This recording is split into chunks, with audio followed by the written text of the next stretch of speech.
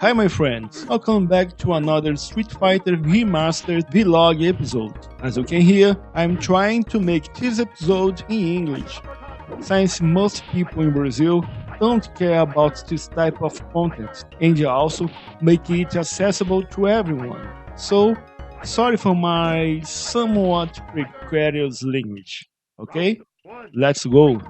A good place to start is with the Super Nintendo. The amount of colors and details here is respectable, since I say that is the most beautiful of the all consoles that we will analyze here. The defects also that we will mention are shared among all the other versions. We start with the main element of the scenario, that is the central panel. In it, the bricks that are covered with the art of the sun are very simplified to save memory, while in the arcade, every block is individual. Here, only a few of them stands out to be reused elsewhere. The clouds in the center were also simplified, and the blocks at the bottom next to Japanese guy just turned in a solid color. The second thing that bothered me a lot is that the bricks in the tubs are completely wrong. The size is not uniform, the height between each row is completely different each other, looking like the builder messed everything.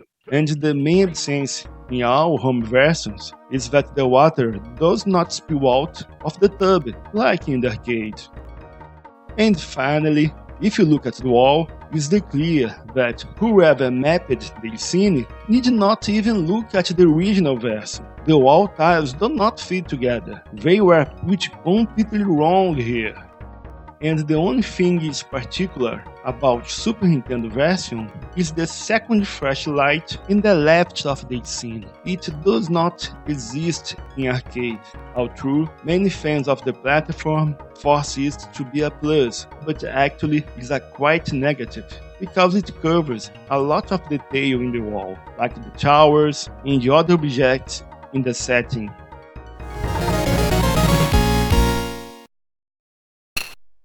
Round one, fight!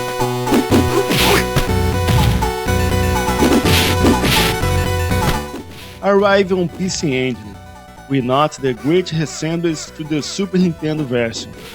At the first glance, it's all very similar, but let's get to details. In addition to the aforementioned problems that are present in all versions, the bathtub here is completely static, loses the movement and the cool perspective effect of the stage. The tiles in the bathtub are smaller and looks more like the arcade, but also is not uniform as they should be.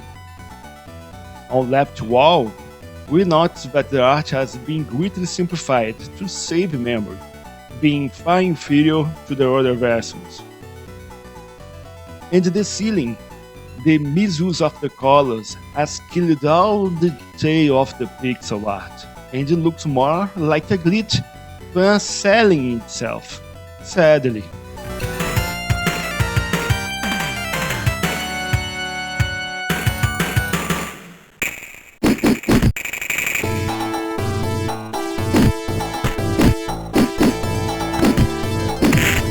Now the original version of the Mega Drive. As you can see, the damage of this stage is immense, besides the problems already reported in other versions. Here, the central panel is further simplified.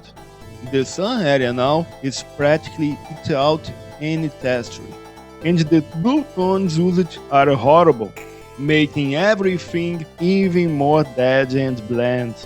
Another serious point to note is that the stage has become almost monochromatic. Everything has turned to some greenish or grey, and it seems they try to emulate the arcade colors and increase the texture tones of the floor upwards, making even more difficult to see the little detail left after Capcom erased most of the texture of the ground. The stripes in the center was literally erased, and the disregard for the Mega Drive version is so great that even the flashlight is wrong. it's losing the base at the bottom, the space between the partitions were erased. Anyway, the Mega Drive version is a disaster and proof of the developed total sloppiness.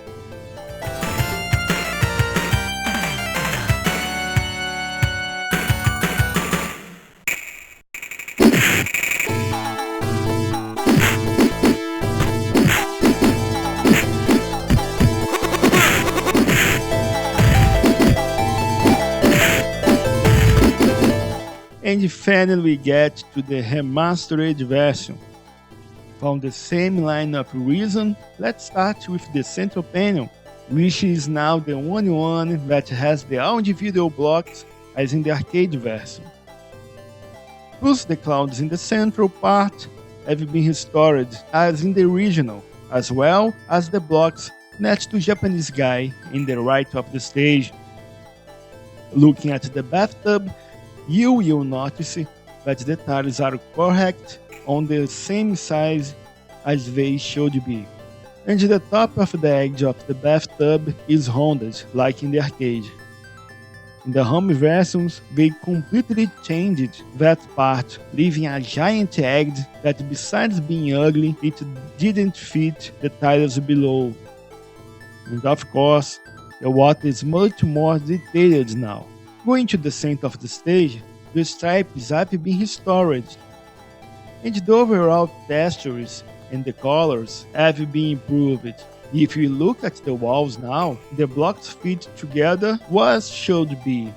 In addition, all the objects of the wall have been retouched, and the detail jumps more to the eyes. This is the only version that has all the arcade objects, such as the shampoo bride, the board propped in the corner of the wall, the stool next to the bathtub, and etc. And finally, the flashlight is restored again, got the base and the partitions as the original. The only thing left out here was the green stripe on the base of the wall, which should only be possible if I gave up most of the changes I made here, besides simplify even more things than the original Capcom version. And it's not my goal or profile, so I hope you understand. And in the end, we got the new alternate color based off the Super Street Fighter 2 that is one of my favorite Honda alternate versions, adding a good option in the game. For me, it's looking beautiful. And it's it, guys. I think I've said a lot in this episode. If you enjoy it, don't forget to show to your friends. And if you want to help me keep doing it, please consider being a patron. Thanks so much for your patience, and until next time, thank you.